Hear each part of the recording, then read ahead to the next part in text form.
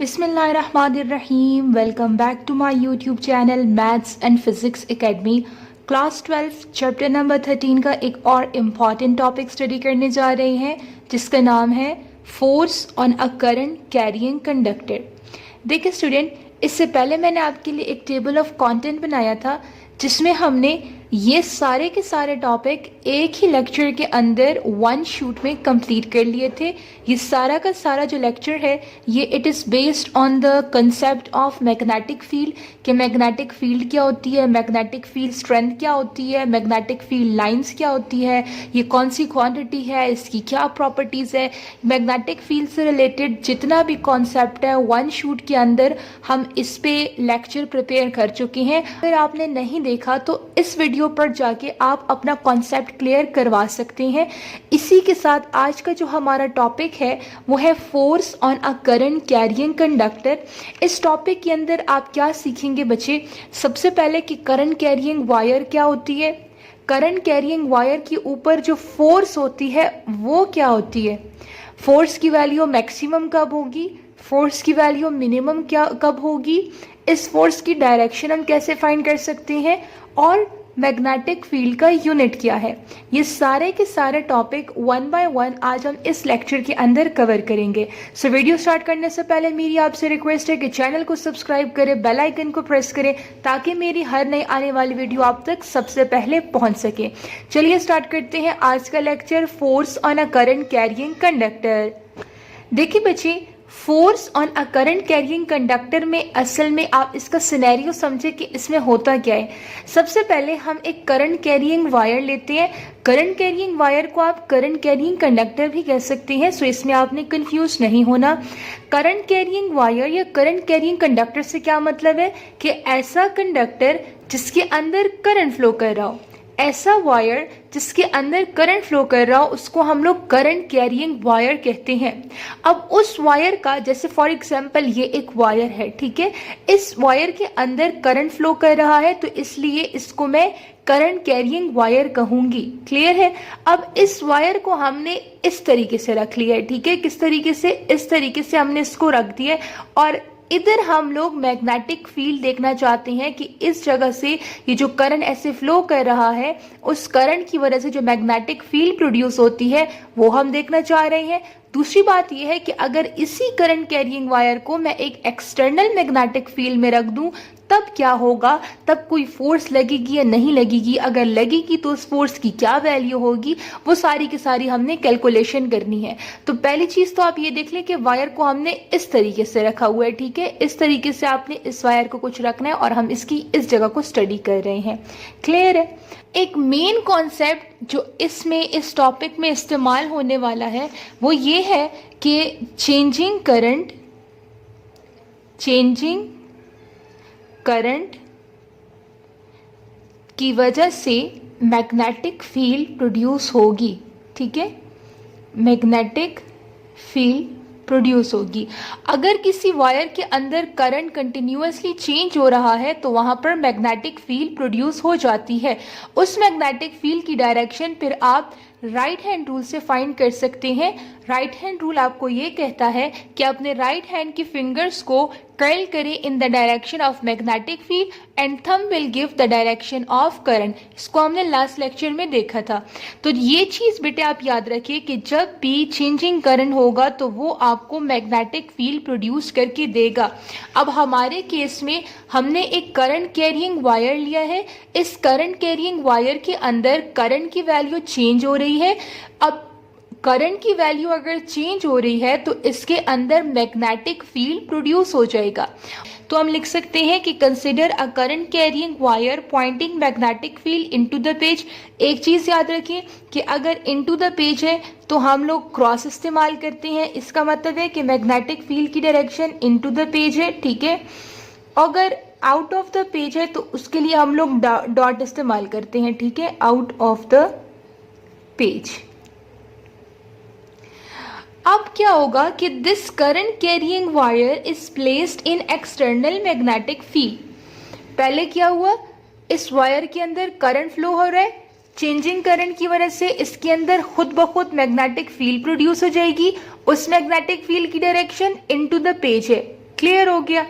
अब इस current carrying wire को अगर हम एक एक्सटर्नल मैग्नेटिक फील्ड में रख दें, यानी ये पूरा का पूरा जो सेटअप है इसके इर्द गिर्द आप एक नॉर्थ पोल लगा लें और एक साउथ पोल लगा लें, यानी इस पूरे के पूरे सेटअप को अगर आप एक एक्सटर्नल मैग्नेटिक फील्ड में रख दें तो फिर क्या होगा?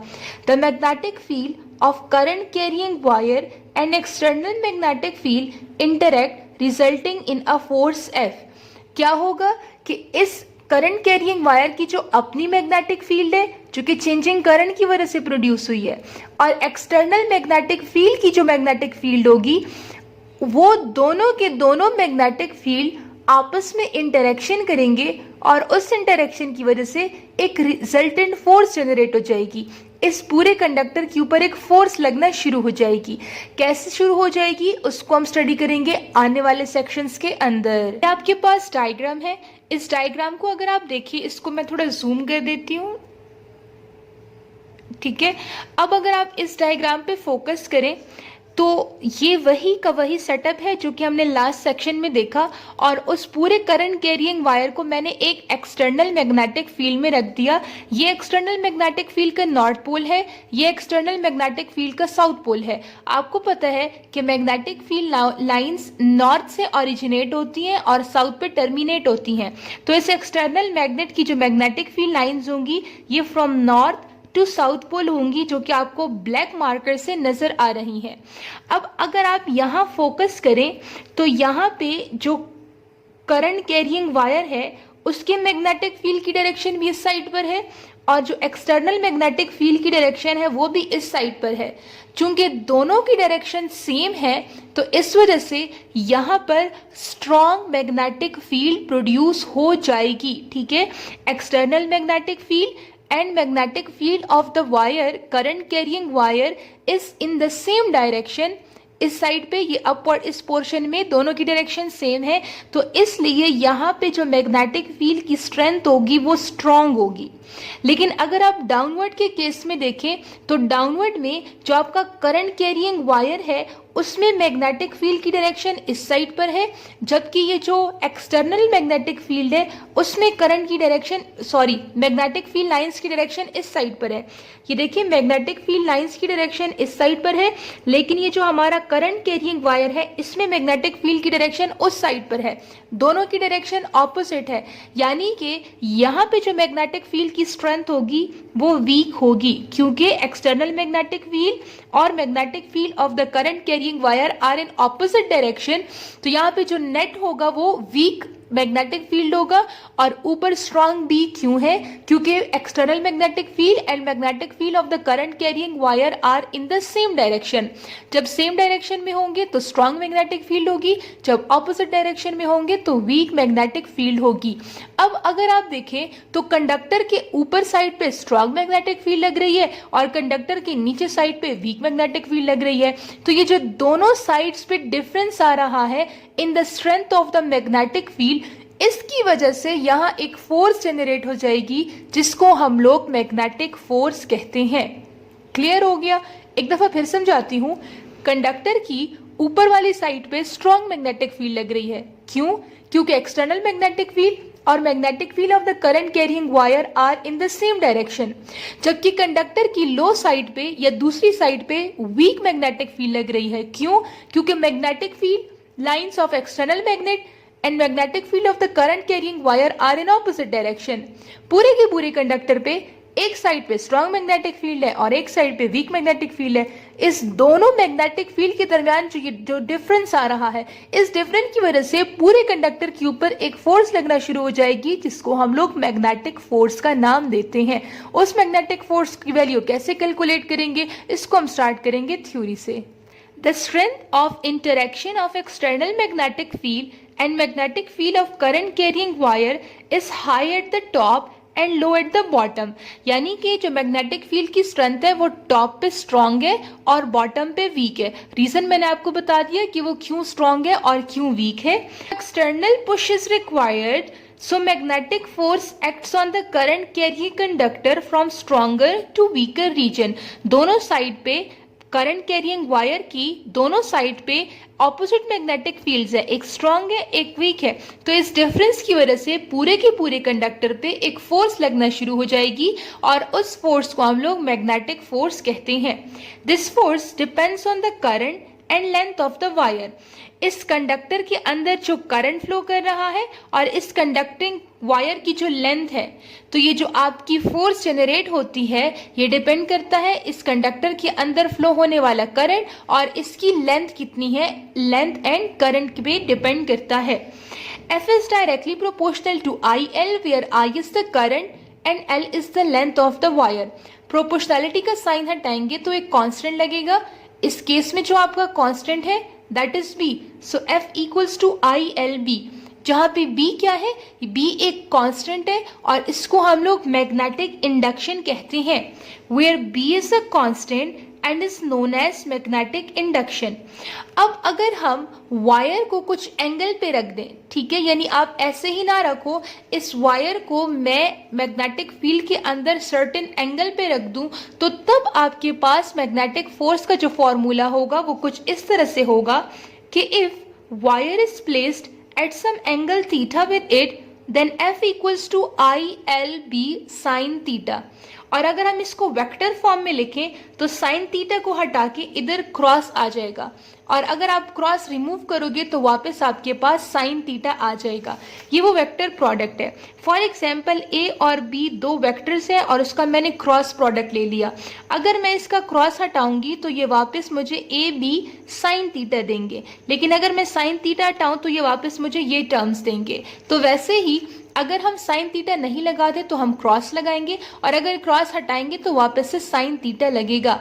अब बात आती है कि इस फोर्स की वैल्यू मैक्सिमम कब होगी और इस फोर्स की वैल्यू मिनिमम कब होगी। देखिए स्टूडेंट्स, आपके पास यहाँ जो एंगल आया है दैट इज साइन थीटा। अगर मैं आपके लिए कोऑर्डिनेट सिस्टम ड्रॉ करूं, इधर होता है 0 डिग्री, इधर होता है 90 एंड देन 180, 270 एंड 360। साइन 0 पे 0 होता है, साइन 90 पे 1 होता है, साइन 180 पे -1 होता है, इसी तरीके से साइन 270 भी आई थिंक सो -1 होता है, लेकिन फिर भी आप इसको एक दफ़ा कंफर्म कर लें, और साइन 360 पे 0 होता है। तो अब अगर आपसे कोई मैक्सिमम फोर्स की वैल्यू पूछे तो आपने साइन का वो एंगल लेना है जिसपे साइन की वैल्यू मैक्सिमम आए, यानी कि 1 आए। तो साइन की वैल्यू मैक्सिमम कब आती है, जब साइन 90 होता है। तो यानी कि फोर्स की वैल्यू मैक्सिमम कब होगी, when theta equals to 90 degree, क्योंकि साइन थीटा 1 के बराबर होता है। इस फॉर्मूले में अगर साइन थीटा की जगह 1 लगा देंगे तो आपके पास आ जाएगा F इक्वल्स टू ILB, जो कि आपको मैक्सिमम फोर्स की वैल्यू देगा। अब मिनिमम फोर्स कब होगा, इसको स्टडी करेंगे आने वाले सेक्शंस के अंदर। फोर्स की वैल्यू मिनिमम तब होगी जब एंगल आपके पास 0 हो, क्योंकि यहाँ मैंने आपको बताया कि साइन 0 जो होता है वो 0 के बराबर होता है। तो अगर थीटा की वैल्यू 0 होगी तो साइन 0 0 के बराबर आ जाएगा। फॉर्मूला आपके पास क्या था, F equals to ILB sine 0 degree. Sine 0 तो 0 के बराबर होता है, तो F equals to ILB into 0। यहाँ से आपके पास ओवरऑल F जो क्या हो जाएगा, 0 आ जाएगा, यानी ये इसकी मिनिमम वैल्यू आ जाएगी। अब एक बहुत ही इंपॉर्टेंट सेक्शन है इस टॉपिक का कि इस फोर्स की डायरेक्शन हम कैसे फाइंड करेंगे। इससे पहले का जो लेक्चर था उसमें हमने एक करंट कैरिंग वायर लिया था और उस करंट कैरिंग वायर की वजह से जो मैग्नेटिक फील्ड प्रोड्यूस हुई थी उसकी डायरेक्शन फाइंड की थी, और वो हमने फाइंड की थी by using right hand rule. इधर आपके पास 3 चीजें हैं, एक आपके पास मैग्नेटिक फील्ड है, एक आपके पास करंट है, और अब ये जो थर्ड चीज आ गई है दैट इज फोर्स। तो अब आप इस फोर्स की डायरेक्शन कैसे फाइंड करेंगे, तो उसके लिए फिर हम राइट हैंड पर अलाई नहीं करते, हम एक नया रूल यूज करते हैं जिसको हम कहते हैं Fleming left hand rule. Left hand rule आपको ये कहता है कि अपनी थंब और आपकी 4 फिंगर और मिडिल फिंगर, इसको कुछ इस तरीके से अरेंज करें कि ये तीनों के तीनों एक दूसरे को राइट एंगल हो, परपेंडिकुलर हो। तो आपने अपने लेफ्ट हैंड की इन तीनों फिंगर्स को कुछ इस तरीके से एडजस्ट कर लेना है। अब इसमें the middle finger will gives the direction of the current, the forefinger will gives the direction of the magnetic field and the thumb will gives the direction of the force. फिर से सुने, ये जो आपकी मिडिल फिंगर होगी ये आपको current की डायरेक्शन बताएगी. आपके ये जो फोर फिंगर होगी it will gives the direction of magnetic field and thumbs will give the direction of the force. So how can you find the direction of force? Force is a vector quantity. Its direction can be determined by Fleming's left hand rule. अब Fleming left hand rule क्या कहता है? Set the thumb and the first two fingers of your left hand at 90 degree, जो कि हमने adjust कर ली है. First finger points in the direction of the magnetic field. ये जो आपकी पहली फिंगर है जिसको हम लोग फोर फिंगर भी कहते हैं, ये आपको किसकी डायरेक्शन बताएगा? मैग्नेटिक फील्ड की. And the second finger points in the direction of the current. और ये जो सेकंड फिंगर है ये आपको करंट की डायरेक्शन बताएगा. पीछे क्या रह गया? Thumb. Thumb gives the direction of the force और ये थंब आपको फोर्स की डायरेक्शन बताएगी. अब इसकी डायरेक्शंस में गलत नहीं होना. Thumb gives the direction of the force, first finger gives the direction of the magnetic field and second finger gives the direction of current. अब आपके पास ये जो मैग्नेटिक फील्ड निकलता है इस मैग्नेटिक फील्ड का यूनिट क्या है? ठीक है, लास्ट सेक्शन में लास्ट लेक्चर में ये एक छोटा सा टॉपिक हमसे रह गया था. So the SI unit of magnetic field is Tesla. Magnetic field को हम बी से रिप्रेजेंट करते हैं और इसका एसआई यूनिट है टेस्ला, जिसको हम लोग कैपिटल टी से रिप्रेजेंट करते हैं. अभी जो हमने मैग्नेटिक फोर्स का फॉर्मूला निकाला वो क्या था? F equals to I L B. यहाँ से अगर आप B की वैल्यू निकालना चाहो तो आई एल यहाँ मल्टीप्लाई हो रहे हैं, वहां जाके डिवाइड हो जाएंगे. So B equals to F divided by I L. अब B का यूनिट है टेस्ला तो इधर मैंने लिख दिया 1 टेस्ला. फोर्स का यूनिट है न्यूटन सो 1 न्यूटन. करंट का यूनिट है एम्पेयर सो 1 एम्पेयर. लेंथ का यूनिट है मीटर सो 1 मीटर. तो 1 टेस्ला किसके बराबर है? जब 1 न्यूटन फोर्स अप्लाई हो एक ऐसी वायर पे जिसकी लेंथ 1 मीटर हो और उसके अंदर करंट 1 एम्पेयर फ्लो कर रहा हो, तो तब जो मैग्नेटिक फील्ड होगी that will be equals to 1 tesla. Tesla के अलावा एक और भी यूनिट है मैग्नेटिक फील्ड का जिसको हम लोग गॉस कहते हैं. 1 गॉस बराबर होता है 10 पावर -4 टेस्ला के. ये एमसीक्यूज के वाले से बहुत इंपॉर्टेंट पॉइंट है कि 1 गॉस बराबर होता है 10 पावर -4 टेस्ला के, या फिर 1 टेस्ला बराबर होता है 10 पावर 4 गॉस के. ये आप कैसे निकाल सकते हैं? 1 गॉस की वैल्यू है 10 पावर -4 टेस्ला. अगर मैं इस 10 पावर -4 को वहां भेज दूं तो ये बन जाएगा 1 divided by 10 power 4 gauss -4 gauss equals to tesla. ये -4 ऊपर जाएगा तो +4 बन जाएगा. तो 10 power 4 gauss equals to 1 tesla या 1 tesla equals to 10 power 4 gauss. So पहला यूनिट है टेस्ला, दूसरा यूनिट है गॉस और 1 गॉस में 10 पावर -4 टेस्ला होते हैं. So this was all about today's lecture. किसी भी कंफ्यूजन के लिए आप कमेंट सेक्शन में पूछ सकते हैं. अगर आपको कोई ऐसा टॉपिक जो एग्जाम पॉइंट ऑफ व्यू से समझ नहीं आ रहा, आप मुझे कमेंट सेक्शन में बता सकती हैं. हम उसको भी कवर करने की कोशिश करेंगे. मिलेंगे आपसे नए लेक्चर में नए एग्जाम नोट्स के साथ. तब तक के लिए अपना बहुत सारा ख्याल रखें. अल्लाह हाफिज.